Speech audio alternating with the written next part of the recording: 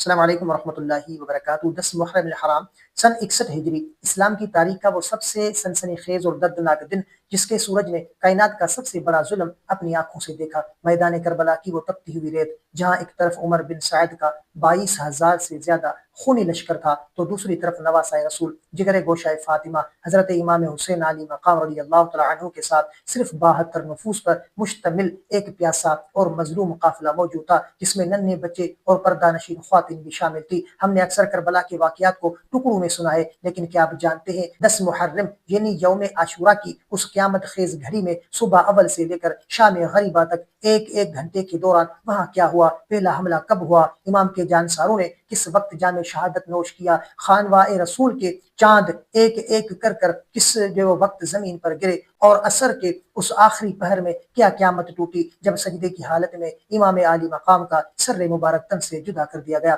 آج کی اس ویڈیو میں ہم تمام مبالغہ آرائیوں سے پاک تاریخ کی معتبر ترین کتب کی روشنی میں 10 محرم کے ایک ایک منٹ کی مستند ٹائم لائن آپ کے سامنے رکھیں گے جو تاریخ اسلام کے اس سب سے بڑے معرکہ کا پورا نقشہ آپ کی آنکھوں کے سامنے کھینچ دے گی اور آپ کے ہوش اڑا دے گی۔ تو 10 محرم کو صبح 5 بجے سے لے کر 6 بجے کا وقت تھا۔ 10 محرم کی صبح صادق کا آغاز ہوا۔ امام حسین نے اپنے تمام رفقا کے ساتھ با جماعت نماز فجر ادا فرمائی۔ نماز کے بعد امام عالی مقام نے اپنے مختصر سے لشکر کو ترتیب دیا۔ آپ نے اپنے لشکر کا میمنہ حضرت زبیر بن قین کے سپرد کیا، حضرت حبیب بن مظاہر کے حوالے کیا اور اپنے باوفا بھائی غازی عباس علمدار رضی اللہ تعالیٰ عنہ کو اپنے لشکر کا مرکزی علم پرچم سونپا۔ خیموں کی پشت پر ایک خندق کھدوائی گئی جس میں لکڑیاں ڈال کر آگ لگا دی گئی تاکہ دشمن پیچھے سے خواتین کے خیموں پر حملہ نہ کر سکے۔ دوسری طرف عمر بن سعد نے اپنے 22,000 کے لشکر کو تیار کیا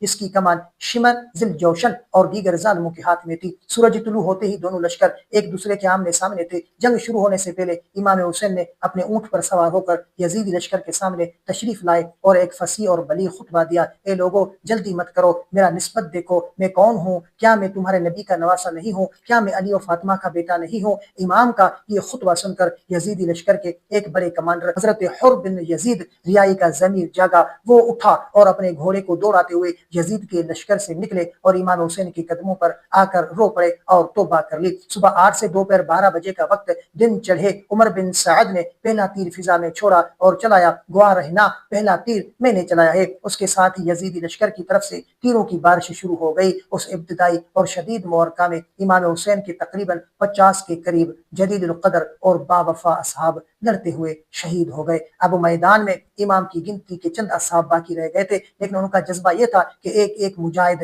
یزیدوں کے کئی سپاہیوں کو واصل بجہنم کر رہا تھا۔ حضرت حبیب بن مظاہر، حضرت زبیر بن قیس اور حضرت مسلم بن عوجسہ جیسے بوڑھے اور جری صحابہ نے بہادری کی وہ داستان رقم کی کہ یزیدی فوج دنگ رہ گئی۔ جب بھی کوئی صحابی زخمی ہو کر گرتا، امام حسین دوڑ کر ان کے پاس پہنچتے، ان کا سر اپنی گود میں لیتے اور ان کے چہرے سے مٹی صاف کرتے۔ دوپہر تک امام حسین کے تمام انصار اور غیر ہاشمی اصحاب ایک ایک کر کے حق کا دفاع کرتے ہوئے جام شہادت نوش کر چکے تھے، اور 12 بجے سے 2 بجے کا وقت کربلا کی تپتے ہوئے میدان میں زوال کا وقت ہوا، یعنی دوپہر کی گھڑی دھوپ اپنے عروج پر تھی۔ امام کے ایک وفادار صحابی حضرت ابو سمامہ نے عرض کیا کہ یا ابا عبداللہ، میری جان آپ پر قربان ہو، دشمن آپ کے قریب آ چکا ہے، لیکن میں جانتا ہوں کہ اپنے رب کے حضور نماز پڑھ کر شہید ہوں۔ امام حسین نے آسمان کی طرف دیکھا اور فرمایا، تم نے نماز کو یاد رکھا، اللہ تمہیں نمازیوں میں لکھے گا۔ یزیدیوں نے نماز کے دوران بھی تیر اندازی بند نہ کی، چنانچہ 2 اصحاب امام کے سامنے ڈھال بن کر کھڑے ہوئے اور امام حسین نے اپنی باقی مانندہ ساتھیوں کے ساتھ میدان جنگ میں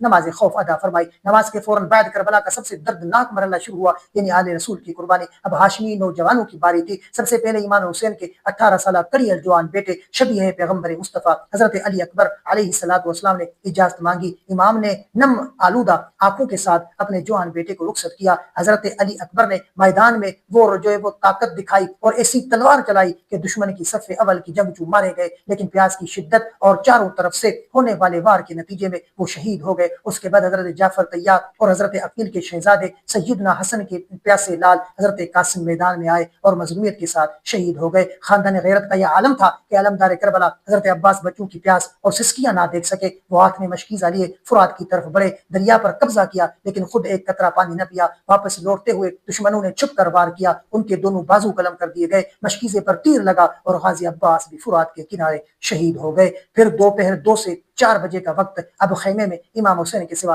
कोई मर्द नहीं बचा था सिवाय सैयदना इमाम ज़ैनुल आबिदीन, जो कि शदीद बीमार और गशी की हालत में थे। इमाम हुसैन खैमे के करीब तशरीफ लाए और अपने 6 माह के मासूम बेटे हजरत अली असगर को हाथों पर उठाया, जिनकी जुबान प्यास की वजह से कांटा बन चुकी थी। इमाम उन्हें यजीदी लश्कर के सामने ले गए और फरमाया, अगर तुम्हारी जंग मुझसे है तो इस मासूम बच्चे का क्या कसूर है, इसे चंद कतरे पानी के दे दो। लश्कर में हलचल मच गई। तब उमर बिन साद ने अपने सबसे बेरहम तीर अंदाज हिरमला को इशारा किया। हिरमला ने 3 भाल वाला तीर आलूदा जहर आलूदा तीर चलाया, जो मासूम अली असगर की गर्दन को चीरता हुआ इमाम के बाजू में पेविस्त हो गया। इमाम ने मासूम का खून अपने हाथों में लिया और आसमान की तरफ उछाल दिया। तारीख लिखती है कि उस खून का एक कतरा भी जमीन पर वापस नहीं गिरा। अब इमाम अली मकाम बिल्कुल तन्हा थे। आपने खेमे में खवातीन और बीमार बेटे से आखिरी अलविदाई मुलाकात की और मैदान जंग में उतर गए। इमाम हुसैन ने तन्हा 22,000 के लश्कर के सामने वो तारीखी और लाजवाब जंग लड़ी कि दुश्मन के हौसले पस्त हो गए। आप जिस तरफ रुख करते यजीदी सफे बिखर जाते, लेकिन आप पिछले